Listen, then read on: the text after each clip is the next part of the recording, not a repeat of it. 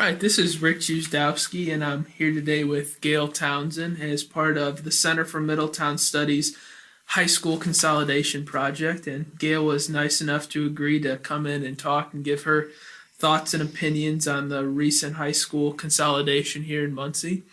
And if you wouldn't mind, Gail, could you start off by saying your name for us? My name's Gail Ann Bales Townsend. Bales is my maiden name, and Townsend's my currently married name. Okay.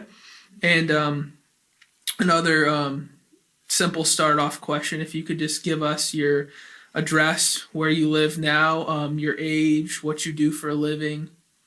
Okay, I live at 3209 West Oakland Avenue in Muncie. I'm 60 years old, and I am a craniosacral therapist, and I own my own clinic on West Jackson Street, where we have massage and different kinds of body work modalities. Wow, so that's here in Muncie then? Mm-hmm. Okay. Now, how long have you been in Muncie? How long have you lived here? I was born and raised here, and I've had a couple of little forays. I went to work for newspapers in Fort Wayne and Marion and Corydon, but I've always come back to Muncie after a year or two. So basically just all my life. Okay, so born and raised. Mm-hmm. And you said, while we were talking before the interview, you said you were a Central grad. Is that correct? I am, okay. Yes. I attended Jefferson Elementary, McKinley Junior High, Muncie Central High School, and Ball State University, and then Alexandria School of Scientific Therapeutics and other vocational schools after that, too. So. Wow. Okay. So we're just going to jump right in with the first big question here. And of course, that's about the consolidation itself. And if you could just give us your thoughts and opinions on the consolidation in general. That's a lot of stuff. Well, I think that it's unfortunate that we lost one of our schools. Mm-hmm. I think it's resulted in a better overall school with more offerings for the kids. So there are some advantages to it. Mm-hmm. I think given what the school board was facing, it was probably the best choice to make. But I feel like the responsibility for it falls largely on the legislature, and that most people in the community don't really understand that. I think the school board gets blamed a lot. Yeah, could you go into that? Because we've done other interviews, and not too many of the people we've talked to have really touched on the impact of the legislature or the state legislature and their decisions on the merger and the decisions surrounding that. Could you go? Well, there are a couple of things. There was a need to reduce property taxes. Mm-hmm. I agree with that. They put tax caps on the amount that individuals could pay on their properties. That resulted in reduced funding for education. And it's kind of a conservative thing. I think they want to reduce taxes, and then you end up losing services. Another thing that happened was they chose to have a school voucher program where parents could elect to get funds from the state to send their children to private schools, as long as those schools met the state educational criteria. So this resulted in a dilution of the per diem state reimbursement that the city schools were getting. Mm-hmm. And so we lost a lot of money to charter schools and private schools and things like that because of reduced student population. So that was part of it. And one of the other things they did, and I hope I'm accurate about all this, but this is what I believe. Mm-hmm. They put restrictions on the way that money could be spent by the school corporations as well. And we had a referendum on school bus service, for instance. Mm-hmm. Yeah. Part of the reason that Muncie had problems with transportation funding was because the state dictated to them how their funds were to be spent. So they had spending priorities that the state required. So this kind of tied their hands in a lot of ways about what money they could put towards transportation. And they've been able to manage that and work a lot of that out. But, kids have to get up earlier, the routes are bigger. And, Yeah. So would it be fair to say, in your opinion, that it was a fiscal reality that the merger had to happen?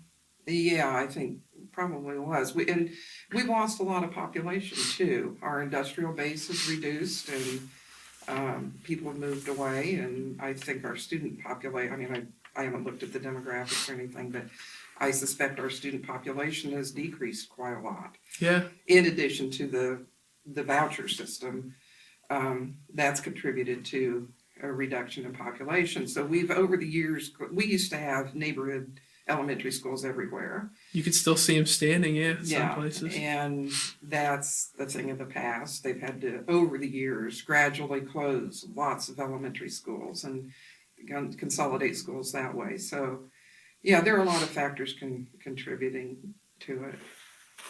But yeah, I'd say it was necessary, probably. Okay. Now, do you feel like your voice was heard in the decision-making process? Were your opinions, your thoughts on all of this? Do you feel like that was represented?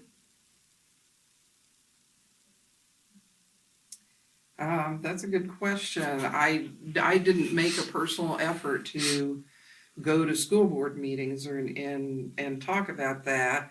I vote, in legislative elections. I haven't gone to the legislature, but I guess I have felt like it's more of a legislative issue. So I didn't really participate in the local hearings and things about the consolidation or the school buses or any of that. Sure. Other than some, comments to newspaper forums or whatever. Now, would you say that Facebook. the people's voice, just the citizens of Muncie, were their voice heard by the board? I think the school board made a really concerted effort to hear the public, much more than has been done in the past. And I feel like, this is just my prejudice, but I feel like in the past, a lot of times we've had rubber stamp school boards where the school administration just dictated this is what we need to do, and the school board would approve it. And I think in this case, the school board really took the initiative to investigate and to listen, to have hearings and have the public be heard. And I really do feel that there was ample opportunity for that. And I feel that the school board made an effort to look at different alternatives. I know a lot of people think that this decision was made and then the hearings were had. I don't feel that way. I feel like they listened and they considered and that they made the decision they felt was best for the community. Okay, it's interesting that you said the rubber stamp comment, because one of the first interviews we did as part of this project was with Dave Collins, who recently ran for school board, and he was very opinionated on the fact, or what he thought was the fact, that it was just a rubber stamp process. Decision was made beforehand, the town hall meetings were held, and then the decision they had made before was put into place. How do you know, or why do you think that wasn't the case? I think part of it is because I know Andy Warner, and in fact, his wife was my journalism advisor in her first year of teaching at Muncie Central. Yeah, and I didn't have Andy for a teacher, but later on I've gotten to know him, and I was just privy to the agony that he went through about this. It was very hard, and I'm sorry.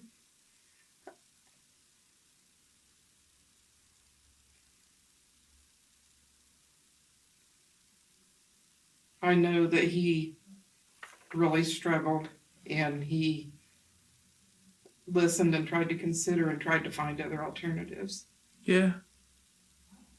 So I personally know that it was difficult for the school board, and that they did their best. I'm sorry. No, you're fine. No, you're fine. Would you mind telling us how you know Andy and all about that? Well, it's kind of odd the way our lives have kind of crossed, because as I said, I had known Janet, and then years later, I have a niece who was adopted, and she she struggled, and she went to adult education classes to get her GED, and Janet Warner was teaching those, so we kind of reconnected. And then Janet and Andy had a daughter who studied music with a music teacher that I had, so we would end up being at the recitals and things like that together. Mm-hmm. So we just kind of got to be friends over recent years. And I worked for the Muncie Star as a reporter, and Janet and I kind of had that connection because she was a journalism advisor, for the high school. And so we've just gotten to be friends. And then he asked me if I would be his campaign manager. And I think because I had one of my minors is political science, and I had been a political reporter. And I had also worked, after I left journalism, I had worked on political campaigns. So I think he felt like I had some knowledge to contribute to his campaign, which everybody told him he could not be reelected because of the Southside closing. And so it was a hard-fought battle for him to be reelected. It was a successful campaign too. Yeah. So. This is kind of switching gears a little bit, but looking at the north side of town versus the south side of town, and the whole idea that there is separations, between the north side, the south side, the east side, the west side. Do you feel that you personally align with a certain side of town or speak for a certain side of town? That's kind of funny. I grew up in the Old West End, which is kind of in the center of town. And I always kind of felt like I was in no man's land. I wasn't a rich kid, so I didn't identify with the north and west side. I wasn't a poor kid. My dad was a school teacher, and my mom was a secretary. And I didn't identify with the south side particularly either, so I was kind of in between. But my mother did grow up on the south side. She attended Muncie Central as well. And I think from her, I became aware that, or I felt that the South Side probably was neglected a lot by government, and it was kind of the poor side of town, and didn't have the advantages like the North and West Side had.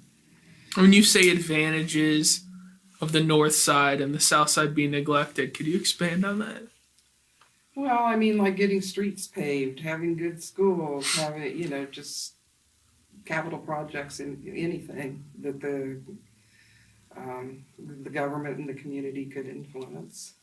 And I don't know if that's true. That may just be a bias. But I kind of felt like, the South Side didn't have the development and the support that the north and west sides of town had. And I think that's improved greatly in the last few years. And, just the construction of Southside, when that happened, was a big thing. And now, just based on where you live now, you are on the north side of town. I'm on the west side. The west side? Okay. I'm actually near the Ball State Ball Hospital. Area. Yeah. Okay, but you're still able to identify with and empathize with those on the south side. Well, I've never lived there, but yeah, I think to some degree I am, just because of my mother's background, and part of it probably has to do with my background as a journalist and trying to keep an open mind and be objective and not so self-interested. But I don't know how successful I am at that. Yeah. So your question was, do I identify with a part of town? Is that I guess I'd say not really, not terribly. Okay. Well, my next question was going to be, does your identity within the part of town you identify with, did that play into how you approach the consolidation? I went to Muncie Central, okay, in McKinley, and I remember when I was a kid, my sister had a boyfriend from Southside, and my husband went to Southside, and there, I had another girlfriend who married somebody from Southside, so I knew people, and there was some identification in that respect. But Okay. Central, as I said, my mother went there, and I remember my dad had this old man best friend who we called him Uncle Nolan. He was one of the first students. He was in the front row of the first students to go into Muncie High School in like 1914. Yeah, When it was built. I mean, this is an old school with a long tradition. yeah, And I grew up steeped in that Bearcat tradition. So that's a hard thing to argue with. And I think I felt as a student when I was at Central that we had academically more opportunities really, and a better school academically than Southside was, and that's again my bias. But now, do you see that as do you think that was still the case before Southside merged with Central? Do you think the academic differential there was still the case? I don't know. I suspect not as greatly as it was, but I really don't know the answer to that. Okay. And keeping up with this North Side, South Side theme, even going back to when the Lynns published their famous book, Middletown, in the 1920s, they had made some observations and got some comments from people talking about unfair treatment of people from the south side of town when they were at Central, which is more on the northern end of town, which kind of aligns with what some of the speakers at the town hall meeting said, was that the Southsiders aren't going to get a fair shake when they come into Central. There's going to be some bullying, there's going to be some tension. Where do you think those comments now came from, the ones at the town hall meetings? From back in the 20s? Oh, sorry, that was you're talking about the school board hearing meetings. Yes, that was a long question, I'm sorry. No. I personally feel like a lot of the upset over Southside came more from parents than from kids. Mm-hmm. And I feel that Muncie's worked hard to make it a successful consolidation. They've done a lot of things to try to consider the students and the parents. Community Foundation, I believe it was, gave them a big grant for a very big grant. One Muncie grant, and so they were able to do some things and buy band. Of course, getting first place band at the state fair was great, but they were able to get band uniforms and to supplement Southside's uniforms, and they used the Southside band uniforms instead of Central band uniforms, and I think they've done a good job with that. And I haven't heard, I don't know, but I haven't heard of there being a lot of problems with it within the student body. But just to go back a little bit on my personal biases and my beliefs about it, I personally felt like when Southside was created, it was not a good thing to call them the rebels and have a Confederate flag and all this. And I think there are a lot of people on the South Side who genuinely are Southerners. They're from the Southern United States. Sure. And I assume that's true. I think it is. And I feel like by doing that, it kind of promoted a polarity that already existed. That's an interesting point. By making them the rebels and the Confederates and the South Side of town, the south part of the country. And I think, I don't know this, but I think probably the remnants of the Civil War affected people from the South a lot more than people like us in the North. And do you know why they decided on the rebels and the Confederate flag? I don't for the know, symbolism? and I was too young at that time to really follow the process or understand what happened with that. But I just remember feeling like, when I was in high school, like that was not a good idea, and I feel that way now. Yeah. It wasn't a good idea. And it promoted that kind of polarity between the north and south sides of town. But you're kind of saying that it's almost like a generational thing where the parents of the current students it's more steeped in them, the Southside tradition, I the think- rebel I tradition. kind of feel like, yeah, Yeah. maybe it is. This really, I almost hate to say this, but I feel like it makes me sound like a biased bigot, but there are a lot of speech patterns in people, sometimes from the South Side or from lower economic class people. And I feel like there's bias against people who have those speech patterns. They don't have proper agreement, like their verbs aren't properly conjugated, or they don't have case agreement. You understand what I'm saying? Yeah. He done that. Yeah. He's just their speech patterns. And I feel like to some degree there's that kind of promotes some people looking down on them, people who are better educated or come from a better socioeconomic background.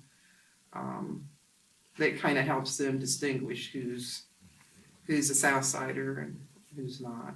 So it's almost like you're saying that the Southsiders, when they spoke up at the town hall meetings, there was some kernel of truth in what they were saying, that there was going to be some tension and they were maybe going to get looked down upon when they had to go to Central? I think that's something that's happened in the past. I think kids today maybe aren't as bad about that bias. Okay. But I can see why they would feel that way. Yeah. From their past experiences. And I don't really know how, I'm old now and I'm not around the kids and I don't really know, but I feel like, the kids are more maybe open-minded now and more tolerant. Okay. What role do you think a high school plays in a community's identity? Well, I think it can have a huge role. It depends on a lot of things, but I think in Muncie, Central's got such a long tradition, and it's been a good school. It's had a good academic past, good athletic past. There are always ups and downs, but I think it's promoted pride in the community. I think when you have a school that has good academics, and pride in the community, it promotes education and it encourages people to stay in the community. Sure. Get a good education, stay in the community and use it here. Yeah. Instead of having a brain drain, Yeah. So. That's a good way to put it. Yeah. What do you think Southside meant to that part of town's identity?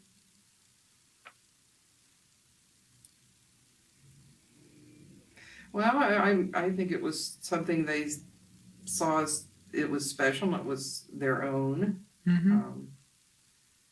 They've had, I can't really talk about their academics or their achievements, except that I know they've had a great band. Mm-hmm.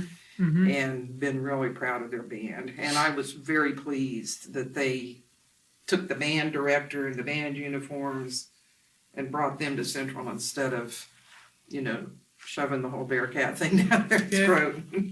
Just, taking over that. So I know that, but beyond that, I don't know, about their achievements and things like that. I don't follow athletics much. Okay, yeah.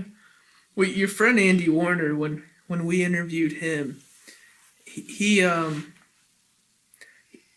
let us into a little bit of his insight on why he thinks the closing of Southside hurt that part of town so much. And what he said was that a lot of the folks on the south side of town don't have college to look forward to after high school. So that Southside diploma was their big diploma, was their big school achievement, and now they don't have that. What are your thoughts on that? That makes sense to me. That's unfortunate if that's true. Now, I suspect Ivy Tech has probably helped that because we have Ivy Tech's on the south side of town. Mm-hmm. That didn't exist when I was a kid. And I think it's given people more opportunities to get higher education. But that's probably true. And I think that's something that the consolidation might very well help. Because of the consolidation, they're able to, we think they're going to be able to have a more successful early college program. You'll be able to graduate from Muncie Central if you choose with an associate's degree from Ivy Tech. Or That's pretty cool. yeah, or a year of university college credit. So I feel like the consolidation has the potential to help people who are in more underprivileged areas have an opportunity for better education. I think the school's going to be able to have more offerings too, like more foreign languages, and, a better ROTC program, just different things like that. Okay. And something else a couple of the speakers have mentioned is that the closing of Southside, it's almost like it was just part and parcel of what's been going on the south side of town for decades. The closing of factories, you have the closing of factories so that after you graduate from Southside, you don't have that guaranteed job at Gear or at the Chevy plant. So do you see it almost as like just one more blow to the south side of town that their high school was taken away from them? Do you think that's how they felt? See, I don't see Chevy as being a Southside plant. That's in the old West End. That's true. That's true. People there went to Central. Yeah. So you can't say that closing Chevy specifically hurt the South Side. But yes, a lot of Southside people were employed there. That's probably true. Yeah. So, I'm sorry, I got sidetracked. You're asking me. Well, just was the closing of Southside just a continuation of these losses? I see. Yeah. Yeah, in the context of this big deindustrialization the Muncie's experiencing. See, I don't see that the deindustrialization was directed at the South Side. Okay.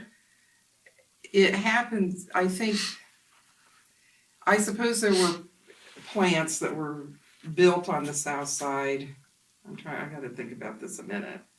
Go ahead. You've got the university and the hospital area. They're more north and west. So the people who are going to be employed there are probably going to be higher educational level.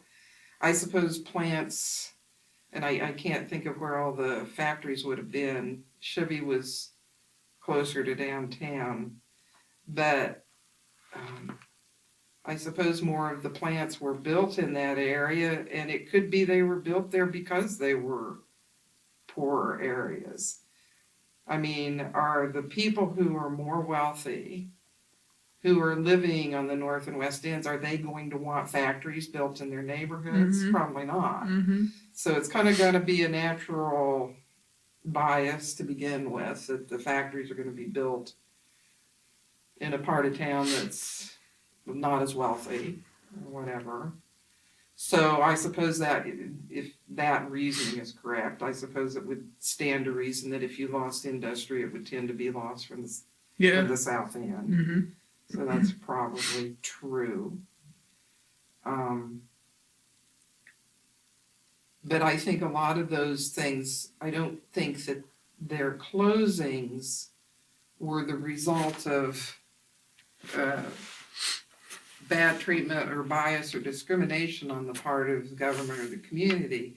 They were victims of the economy and changes in the nature of industry in the United States. And many other communities suffered those same kinds of issues. Especially around here. Yeah. And the Midwest and the Rust Belt areas. So I don't think that was any... It was unfortunate, but I don't think it was intentional mistreatment or anything like that. It just kind of evolved that way.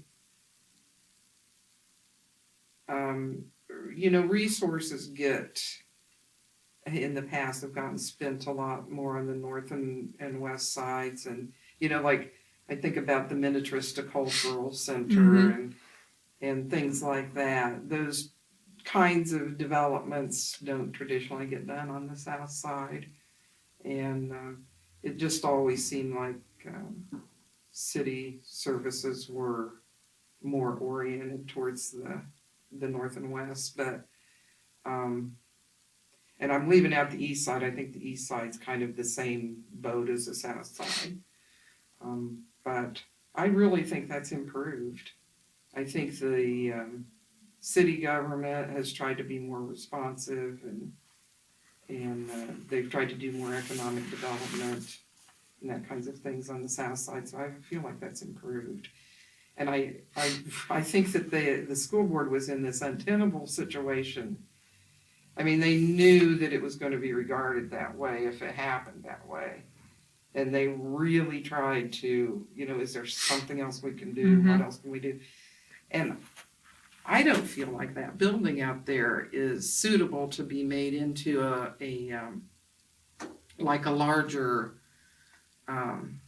where you have lower grades. Oh, like the 7 to 12 option that was played around with? That was something they looked at. But I'll tell you, my beautiful little granddaughter is not going to go to school with senior boys when she's, 12 years old or 13 years old. And I'm a big proponent of public education, but a lot of schools that have that, they have a separate area for the lower grades. And then they might have a common area like the gymnasium or cafeteria or whatever, but they don't really intermix that much. The Southside building is not really suitable for that. Yeah, no, a couple of the board members we've interviewed have flat out said that when they did their room survey and really looked at the architecture, that just would not have been feasible. I think they really would have been open to that possibility if the architecture of the building had been different. And they don't have the money. I mean, money's a big issue. Yeah. So, they can't really, and they just did a major remodel on Southside a few years ago. So yeah. It was tough because what do you do? I mean, they knew that it was going to be a real blow to the community, at the Southside community, but felt like they didn't have a choice, really. Now you said granddaughter, how old is she? She's 6. Okay. And then Okay. I have a 4-year-old and a 2-month-old granddaughter. Okay, I was just wondering if you could comment on how you're in the context of your family, how the consolidation's affecting you, like how maybe your kids, what schools did they go to? Well, it doesn't really affect the grandkids at this point because they go to Westview Elementary. We live in that neighborhood. It's an excellent school. They will go to Central, presumably. Northside and Central, I think. My husband is a Southside graduate, and he was in the band, and I'm sure he was sad to see the school close, but at the same time, he felt like it was probably the best decision for the community that be done. So, unfortunate. But we haven't had any knockdown dragouts about it or anything. So I don't feel like it's really affected my family too really directly per se. But I'm optimistic that I think the whole idea of one Muncie and having the school be consolidated, I'm optimistic that this is going to be good for the future of Muncie. So that's indirectly going to be good for my grandkids. Yeah. I'd like to see. I think it will help decrease that polarization between the north and south sides and create more understanding, give more opportunity educationally to the kids, which is good for the future of the community and economically and culturally. So I feel like it's a good thing, ultimately. Now, if you could give some advice to children growing up in Muncie today, whether it be your grandchildren, other children who are living in this city at this time and going through the school system, what would that advice be?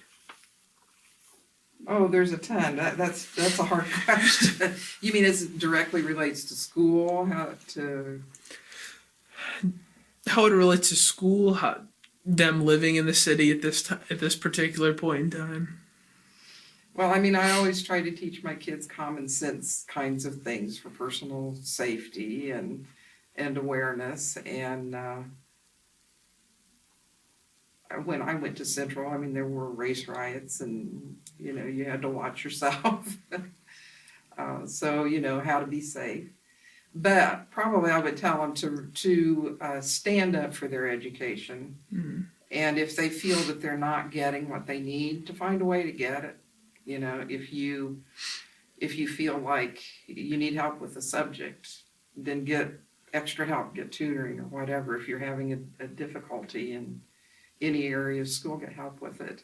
Don't just let it go. And, if you're getting bullied, get help with it. Yeah. So, just to stand up for your needs and for yourself. And you've kind of touched on what you think about how having one high school is going to impact Muncie's educational future. Could you expand on that a little bit? What do you think having one high school is good?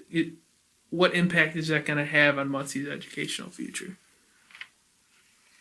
Well, because there are more theoretically should be more course offerings at this school, because they're able to consolidate their resources and focus their money in one facility. So there should be more course offerings, which gives people more academic opportunities to learn more, be more culturally expanded, to have more knowledge. That just creates a more well-rounded community, more knowledgeable people, and people who are more qualified for jobs. I think that when businesses go somewhere, they want to know they're going to a community that has an educated workforce and cultural opportunities and all those things. So I feel like because of them being able to offer more, that it'll be good for the community in that respect. It almost sounds like you're saying one high school bodes well for the community overall.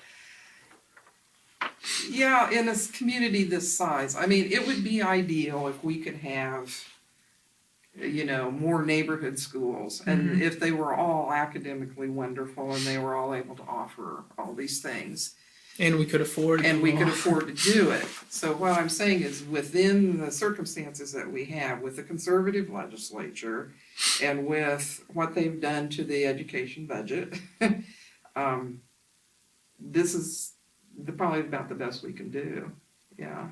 And I really am, I understand people's wanting to send their children to private school and such, but I think the Indiana Constitution calls for free public education, and it's diluting the quality of education. I really would like to see that reversed, but we've got it. So since we have to live with that, that means the public schools are going to suffer.